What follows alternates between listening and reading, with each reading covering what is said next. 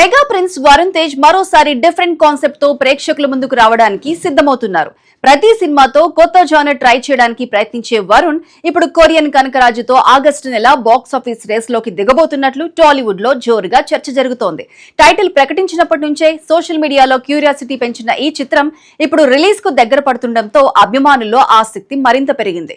ముఖ్యంగా horror కామెడీకి action elements జోడించడం, India Korea back drop లో కథ నడవటం సినిమాపై ప్రత్యేక హైప్ తీసుకొస్తోంది.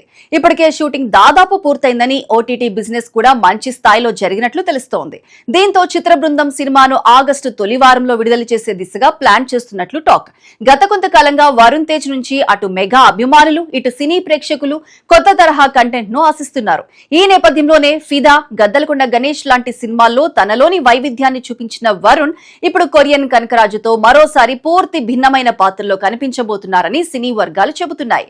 ఈ సినిమాకు మేర్లపాక గాంధీ దర్శకత్వం వహిస్తున్నారు. కామెడీ టైమింగ్, వినూత్న కథనంతో ప్రత్యేక గుర్తింపు తెచ్చుకున్న ఆయన ఈసారి హారర్, యాక్షన్, కామెడీ మిక్స్ తో ప్రేక్షకుల్ని ఎంటర్టైన్ చేయడానికి సిద్ధమయ్యారు. వరుణ్ తేజ్ సరసన రితికా నాయక్ కథానాయికగా నటిస్తుండగా సినిమా కథలో కొరియా నేపథ్యం కీలకంగా ఉండబోతుందని తెలుస్తోంది. టైటిల్లోనే ఉన్న కొరియన్ పదం కథలో ఏదో ఆసక్తికరమైన ట్విస్ట్ దాగి ఉందనే ఫీలింగ్ కలిగిస్తోంది. ఇక ఆగస్టు నెల ఇప్పటికే సినిమాలతో కిక్కిరిసిపోతోంది. పలువురు స్టార్ హీరోల మూవీలతో పాటు మిడ్ రేంజ్ సినిమాలు తమ రిలీజ్ డేట్లను లాక్ చేసుకున్నాయి. అలాంటి టైంలో కొరియన్ కనకరాజు కూడా బరిలోకి దిగితే బాక్స్ ఆఫీస్ వద్ద పోటీ మరింత ఆసక్తికరంగా మారే అవకాశం కనిపిస్తోంది. ముఖ్యంగా వరుణ్ తేజ్ కు యూత్ లో ఉన్న ఫాలోయింగ్, సినిమాకి సరైన ప్రమోషన్స్, బలమైన టీజర్ కలిసి వస్తే ఈ సినిమా ఆగస్టు లో సర్ప్రైజ్ ప్యాకేజ్ గా మారొచ్చని ట్రేడ్ వర్గాలు అంచనా వేస్తున్నాయి.